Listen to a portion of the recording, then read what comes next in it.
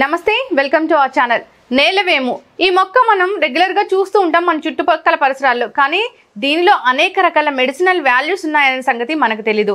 మరి నేలవేములో ఉన్న medicinal values ఏంటి, ఇక నేలవేముని ఏ విధంగా ఉపయోగించాలి, ఇక నేలవేమును ఉపయోగించడం వల్ల ఎటువంటి వ్యాధులను తగ్గించుకోవచ్చు, ఎటువంటి వ్యాధులు రాకుండా చేసుకోవచ్చు, ఇలాంటి వివరాలన్నీ అడిగి తెలుసుకుందాం. ఈ రోజు మనతో ఉన్నారు MD in Ayurveda doctor Suresh Jaggotia గారు. నమస్తే doctor. Welcome to our channel. Doctor గారు, చూస్తే కానీ నేలవేము అనేది మనం చూస్తూనే ఉంటాము. సో నేలవేము అంటే దాని ఐడెంటిఫికేషన్ ఏ విధంగా చేయొచ్చు అంటారు తెలియని వాళ్ళు?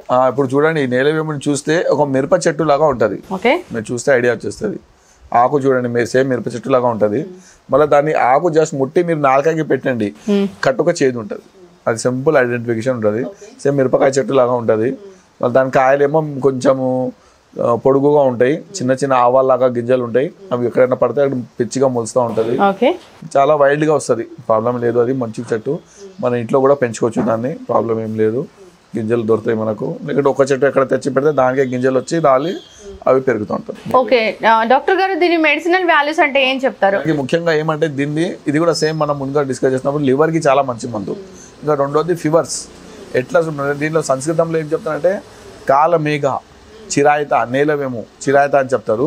నేలవేము, కాలమేఘ, మళ్ళీ సంస్కృతంలో ఆండ్రోకాఫిలిస్ పానికులేటా, ఈ విధంగా చెప్తూ ఉంటారు. సో దీన్ని ఆకులు ముఖ్యంగా పనికి వస్తుంది. ఈ ఆకుల్ని ఏం చేయాలంటే కషాయం చేసి పొడి చేసి కూడా వాడుకుంటారు. ముఖ్యంగా జ్వరాలు, ఎట్లా చుట్టి జ్వరం ఉంటే కూడా ఒక 15-20 ఆకులు తీసుకొని ఒక కప్పు నీళ్ళు వేసి ఉడకబెట్టి కషాయం చేసి తాగొచ్చు. అదేవిధంగా ఫ్రెష్ ఆకులు లేదనుకోండి, మార్కెట్లో మనకు పొడి కూడా దొరుకుతుంది. ఒక హాఫ్ స్పూన్ ఒక కప్పు నీళ్ళు వేసుకొని బాయిల్ చేసి పొద్దున, మధ్యాహ్నం, సాయంత్రం చేస్తే ఎట్లా చుట్టి కూడా జ్వరాలు ఉంటే తక్కువైపోతుంది.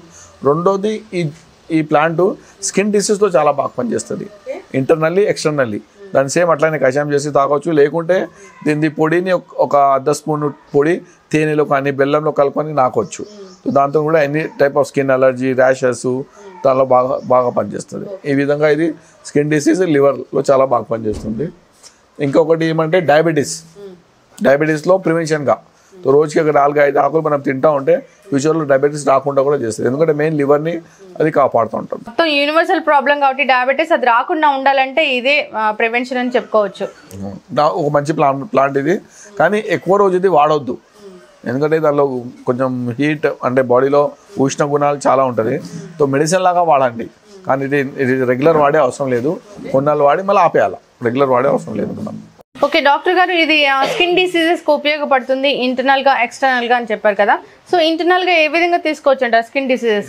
దీన్ని పొడి చేసుకోవాలి. దీని ఆకులంతా తీసుకొని మంచిగా పొడి చేసుకొని వస్త్రకాలితం చేసి పొద్దున ఒక హాఫ్ స్పూన్, సాయంత్రం హాఫ్ స్పూన్ తేనెలో కానీ బెల్లంలో కలుపుకొని నాకాల.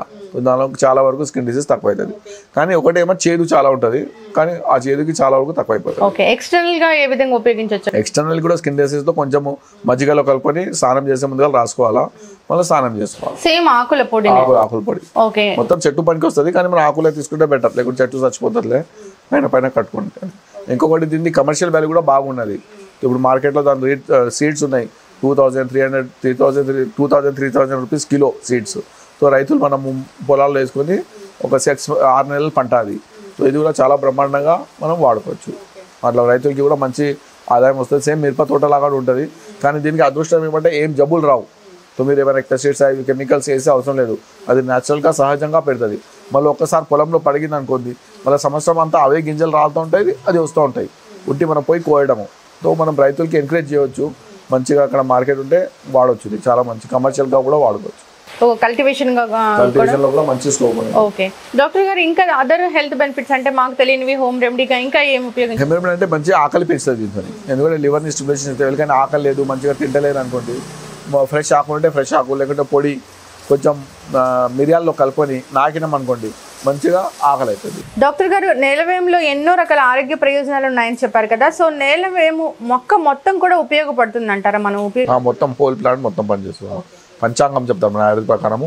ఆకులు, గింజలు, దాని వేర్లు, కాండం అన్ని పంచాంగం అన్ని యూజ్ చేస్తాము, అట్లా వాడతాము. దీని ఫ్లవర్స్ అంటే ఏ కలర్లో వస్తాయి? నేను చెప్పినా ఇప్పుడు నాకు ఏమంటారు, మిరపకాయలు సేమ్ అలాగే అదే టైప్ వస్తుంది. ఓకే ఓకే డాక్టర్ గారు, ఇక దీనిలో ఎన్ని టైప్స్ ఉన్నాయి? నేలవేములో ఒకటి ఉంటుంది, అది మన ఏరియాలో కాదు, అది నేపాల్లో వస్తుంది. దాన్ని చిరాయిత అని చెప్తారు. చిరాయిత అది ఒరిజినల్. అది దాన్ని స్వరక్టియా చిరాయిటా అని చెప్తారు, కానీ అది చాలా తక్కువ అయిపోయింది, మనకు ఇప్పుడు ఎక్కువ దొరకలేదు ఆ ప్లాంట్. సో మనం ఇండియాలో మొత్తం ఇదే వాడుతున్నాం, ఆండ్రోకార్పస్ పెనక్లూటా, దీన్నే వాడుతున్నాము. సో ద బిట్టరెస్ట్ ప్లాంట్ అని చెప్తారు, బిట్టర్ ప్లాంట్, దాని పేరే ఇంగ్లీష్లో ఏమంటే బిట్టర్ అంటే చేదు ప్లాంట్ అని పేరు పడిపోయింది దీన్ని. సో ఇండియన్ బిట్టర్ ప్లాంట్ అని కూడా చెప్తారు కొంతమంది. సో ఇది మనం నేలవేము అంటే ఆండ్రోకార్పస్ పెనక్లూటా. సో మనం ఇండియాలో ప్రస్తుతం ఈ ఒక మొక్కనే ఎక్కువ వాడుతున్నాం. ఇప్పుడు అన్ని ఎక్కడైనా చిరాయిత నేలవేము అని ఉంటే ఇదే వాడుతున్నాం అట్లా.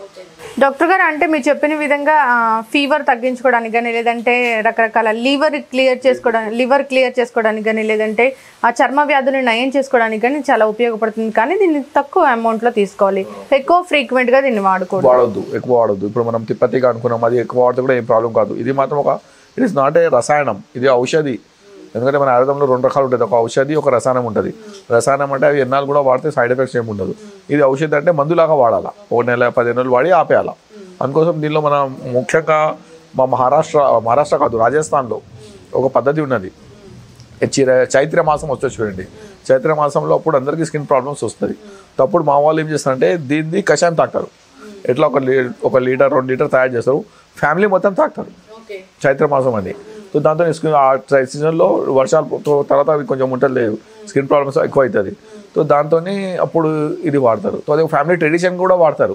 ఆ కషాయం ఎలా తయారు చేసుకోవచ్చు, మనం తయారు చేసుకోవాలంటే? మనకంటే 1 లీటర్ నీళ్ళు 1 స్పూన్ అంతా ఆకు పొడి వేసేసి ఉడకబెట్టాలా. మంచిగా ఉడకబెట్టిన తర్వాత వడబెట్టి అందరూ ఒక్కొక్క గ్లాస్ తాగేస్తారు. కొన్ని మిరియాలు వేస్తారు టేస్ట్ కోసం, తాగేస్తారు అంతే. తర్వాత ఇమ్యూనిటీ పెరుగుతుంది. అది ఎట్లా అంటే 10 days వాడతారు, ఎక్కువ వాడదు.